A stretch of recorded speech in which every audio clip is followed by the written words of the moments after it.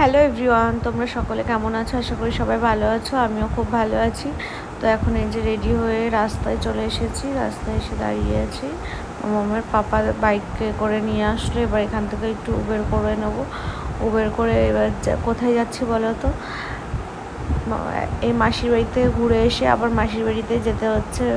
ঘুরতে না, অবশ্য একটা দরকার আছে, তার একটা স্পেশাল কারণ আছে। এবার কোন কারণে যাচ্ছি সেটা যদি কাজটা হয় আজকে, তবে তোমাদের সাথে শেয়ার করব। তো দেখো, আমরা বেরিয়ে পড়েছি, রাত হয়ে গেছে। এবার এদের যে মাম্মাম দুষ্টুমি শুরু করে দিয়েছে, একবার এদিক থেকে ওদিকে যাচ্ছে, আমি একা না, ওই জন্য আরও বেশি দুষ্টুমি করছে।